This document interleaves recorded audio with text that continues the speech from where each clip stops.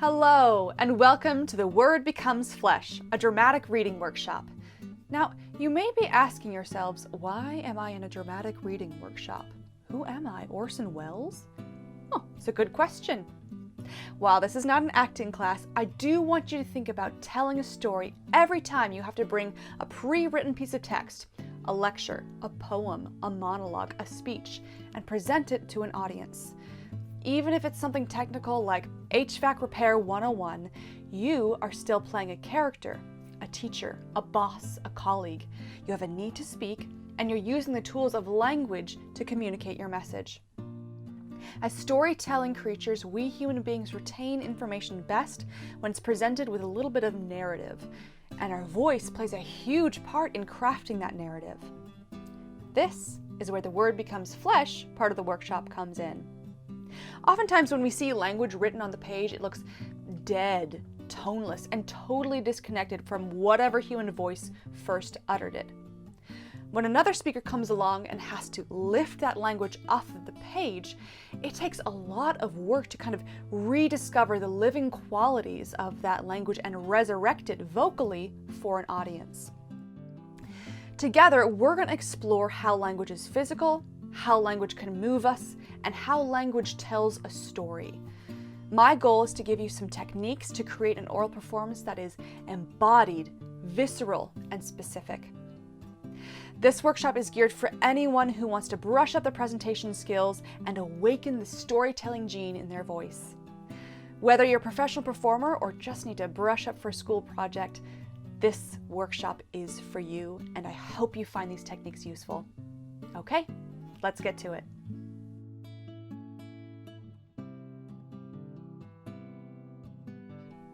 First things first, how is language physical? Language arises from needs: physical, emotional, intellectual, and spiritual. You touch a hot stove, ow! You see your best friend across the street, hey! You make an earth-shattering scientific discovery, eureka! You have a profound experience, oh my God. Language relies on sensible tools to communicate these needs. Written language relies on sight to interpret symbols. Spoken language relies on the body to create gestures and on sound waves to send and receive vibrations. And it's these vibrations that give us the quickest inroads to experiencing the physical nature of language, the word becoming flesh. Let's explore the physical experience of creating and sending vibrations. We're going to play with the delicious sounds in this poem by relishing them, rather than trying to convey the meaning of the words. Like this. Instead of skies, try skies. Investigating how each sound is made and moves through your body. Find a comfortable place on the floor and lie down on your back. Knees bent, feet on the floor, hands on your belly, eyes closed. Take a moment to breathe in and release any tension out on a gentle sigh. Repeat each phrase of the poem after me and take your time relishing the sounds. Glory be to God for dappled things.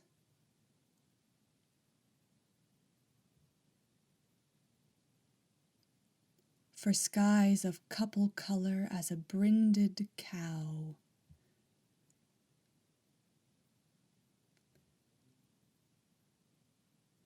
For rose moles in all stipple upon trout that swim.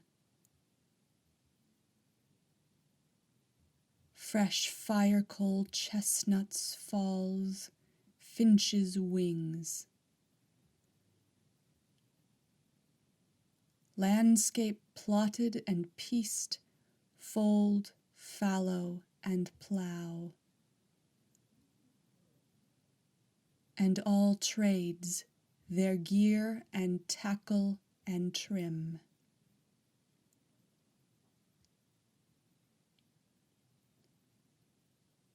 Take a deep breath in and sigh it out. Open your eyes and stretch your body. What did it feel like to think only of sound and not about meaning? What sounds were particularly delicious to make? What sounds evoked emotion? What sounds were odd or unpleasant?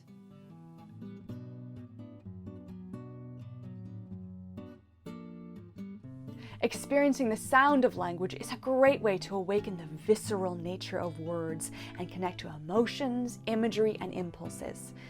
But the sounds of language are of no use to us if they don't eventually serve us in communicating with other people. We've just had a physical experience of language. Now we're going to explore the physical dimension of language using the elements of space, force, and rhythm. In the following exercises, we're going to extrapolate our thought patterns into physical activities. The goal here is to help it de-intellectualize the language and show us how words are always trying to turn thought into action. While these exercises are primarily rehearsal techniques, you may find them informing your gestures and vocal patterns and even aiding your memorization of the text.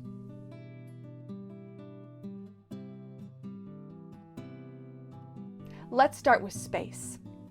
Communication happens in the space between people. Those delicious vibrations have to travel from our bodies through space and time to be received and interpreted by the audience's bodies. Space has depth, width, and height, and it's helpful to think of thoughts, translated into flesh by the voice, as existing in that space between the speaker and the listener. When we speak, we're literally putting thoughts in space for the audience to receive and consider. One of my favorite ways of exploring this phenomenon is through the thought gallery exercise. In the thought gallery exercise, we're going to use objects to introduce and arrange the main ideas of a speech in space, and then present the gallery of thoughts to the audience as we speak through the text.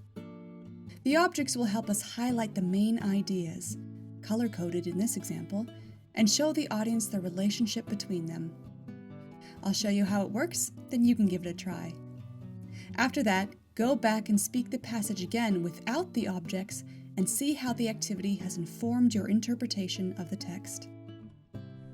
For this exercise, you're going to need some basic household objects. Here I have some workout equipment, but it really could be anything, whatever you have to hand that's easily portable and movable.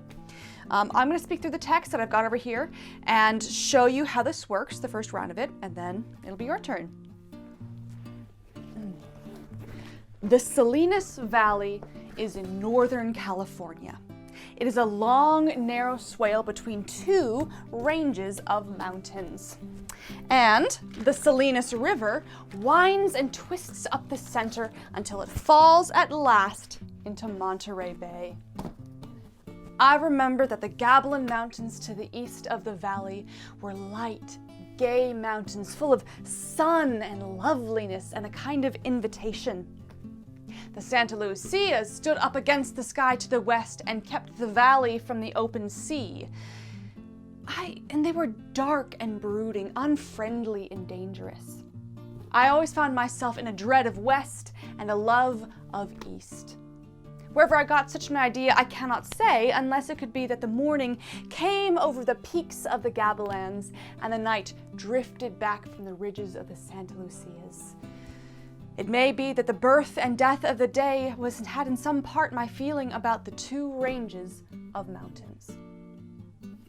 Okay, so I put a little extra drama into that, but you can see the idea here is to introduce the objects with each word or main idea phrase, and then keep referencing them when you come back to them. So that gives you little physical touch points as you're laying out, in this case, this picture of the Salinas Valley. Okay? Your turn. Give it a go.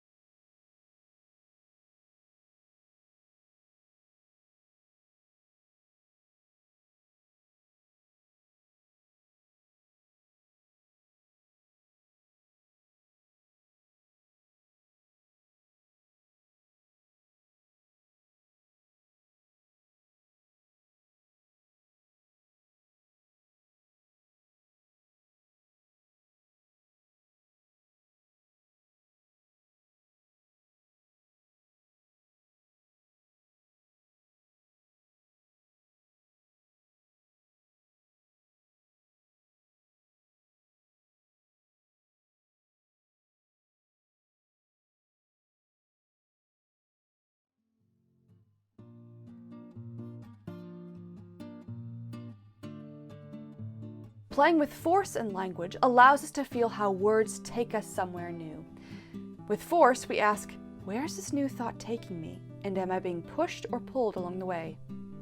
You can do the following exercise either solo, experiencing how the thought moves you as a speaker, or with a partner, experiencing how the thought moves your listener. I'll show you the solo version, and then you can try the partner version later if you wish.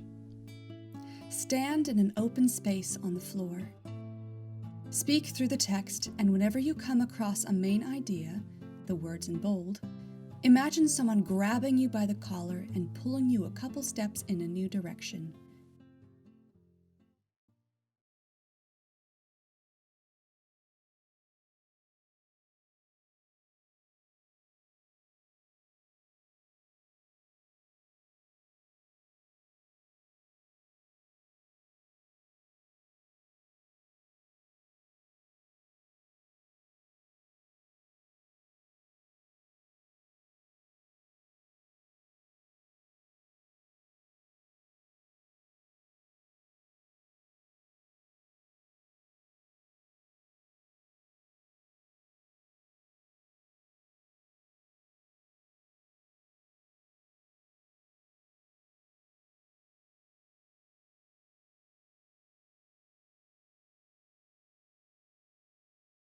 Repeat the exercise. This time, imagine someone pushing you on the bolded words.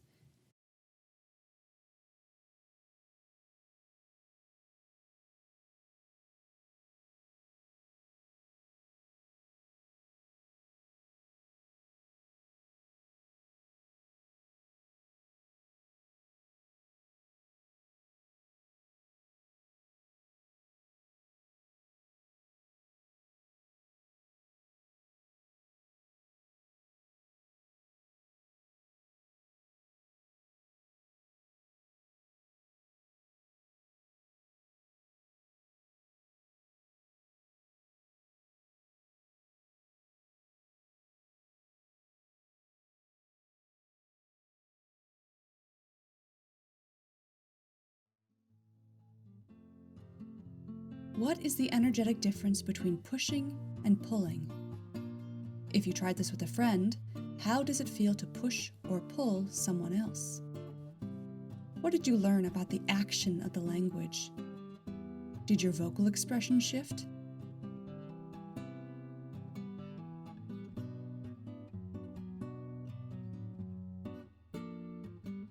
We cannot escape rhythm. Each language and each person has a unique variation on life's essential beat, which is revealed in the way they speak.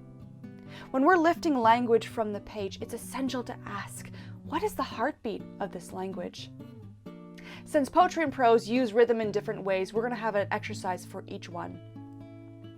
After each exercise, ask yourself, what caught me by surprise with the rhythm? How does this feel different from the way I think or speak? What does the music of this text bring to mind? First up, we have poetry. We're going to use skipping to feel the meter of this poem. The stressed syllables and words are bolded here. As usual, I'll demonstrate the exercise and then it'll be your turn. Okay. For the poetry version of this exercise, we're going to use skipping to feel that rhythmic alternation between stressed and unstressed syllables. In this case, I'm going to use my back leg to touch down on the unstressed syllables and my front leg to touch down on the stressed syllables.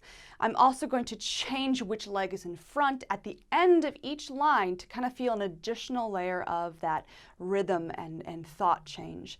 This poem is in iambic pentameter, so it's already naturally a bit skippy, but you can do this with any meter that you have to hand. Let's give it a go. Let me not to the marriage of true minds admit impediments. Love is not love, which alters when it alteration finds, or bends with the remover to remove. So you can see, even though I'm not really inflecting the poem, it has this forward momentum and drive that comes from the rhythm.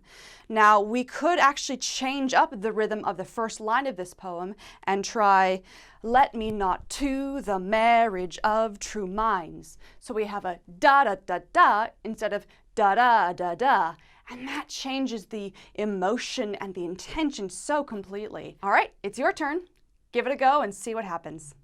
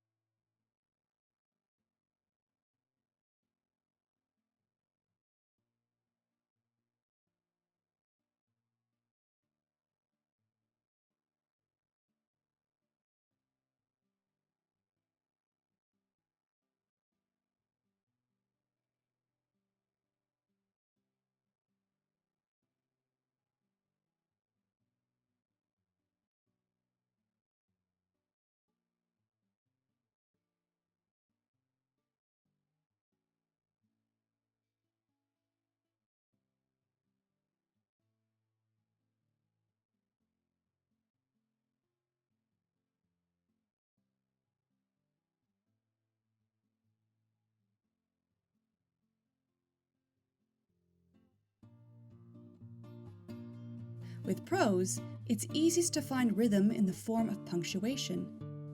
With this next exercise, you're going to walk around the room while speaking the text. When you hit a period, stop fully, take a breath, and then begin walking and talking at the start of the next sentence. When you hit the commas or other internal punctuation marks, make a sharp turn and keep moving. The goal here is to feel the jazz of the rhythm as the punctuation lengthens, shortens, turns, stops, and reignites the direction of the thought.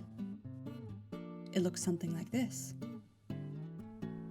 Okay, for the prose version of this exercise, I'm going to show you how we walk punctuation. Now, I'm working in a very small space, so I'll probably just be going back and forth in a line and turning awkwardly in place. But if you have a room that's a little bit bigger and really has space to turn and amble, I encourage you to use that. And if you don't have that and you have a little tiny hole like me, that's perfectly fine. We work with what we have. Okay, let's give it a go. In a hole in the ground there lived a hobbit. Not a nasty, dirty, wet hole filled with the ends of worms and an oozy smell, nor yet a dry, bare, sandy hole with nothing in it to sit down or to eat. It was a hobbit hole, and that means comfort. It had a perfectly round door like a porthole, painted green, with a shiny yellow brass knob in the exact middle. Okay, that's how it works. Now again, those sharp turns were the internal punctuation, and the more gentle curves were me just following the rhythm of the thought. And now, it's time for you to give it a go. Have fun!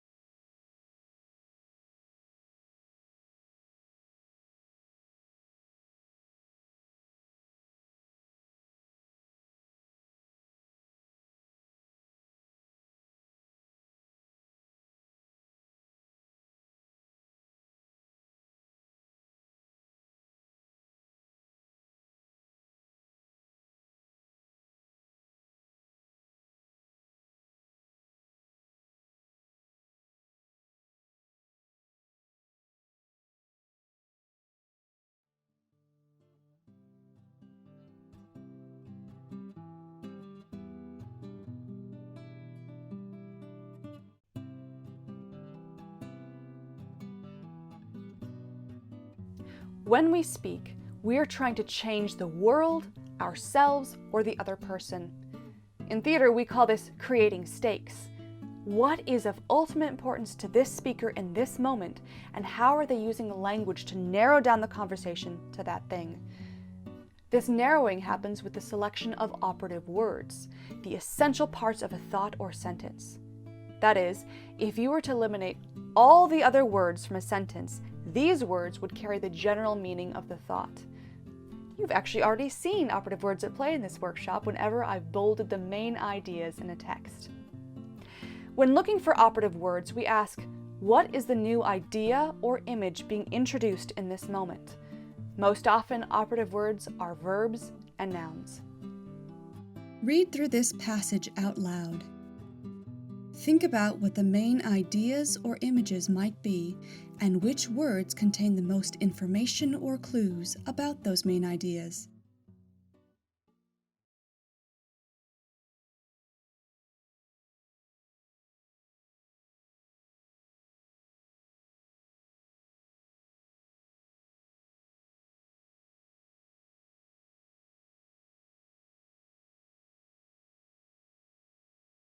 Now, read just the bolded words.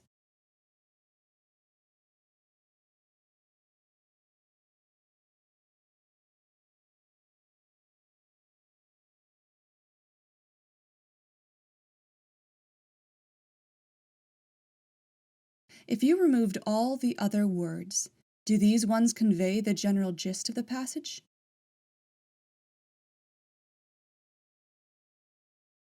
Finally, go back and read through the entire text again, giving special emphasis to the words in bold.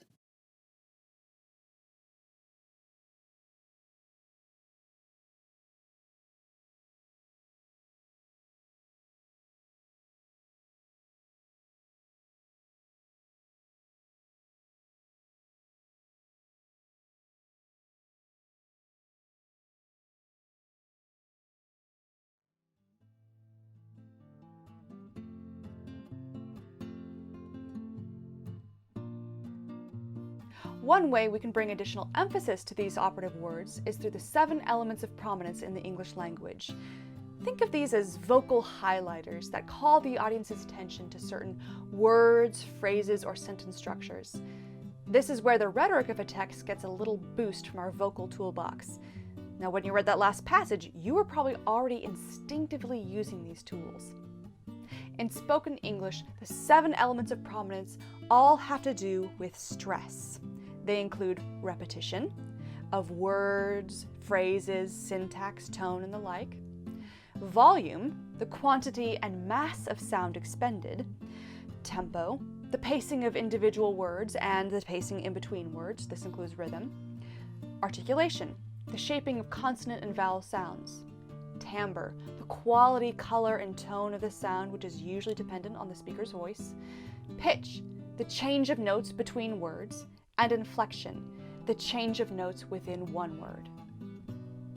Let's play around with some of the elements of prominence. Read this passage out loud a few times and try varying your use of volume, tempo, articulation, pitch, and inflection.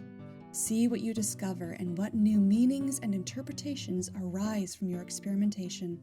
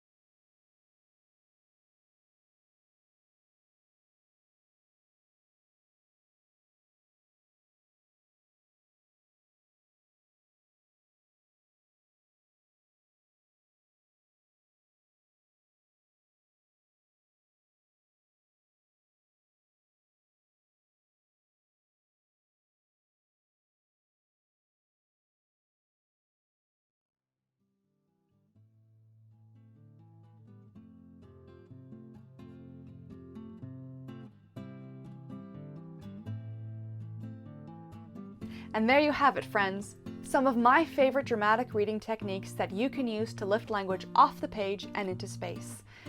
While we didn't have time to cover it today, I do want to remind you that understanding the historical background of a text and its author is extremely important for dramatic reading. It's also vital to look up the definitions of any key words or phrases, as these may have shifted connotations over time. This research helps us interpret the author's intention faithfully. I hope you had fun today. Exploring the physical dimensions of language is terribly exciting, but also a bit disorienting, so give yourself a moment to let the ideas seep in. Try out these techniques at your next presentation or performance, and I hope to see you again very soon. Thank you so much for joining me.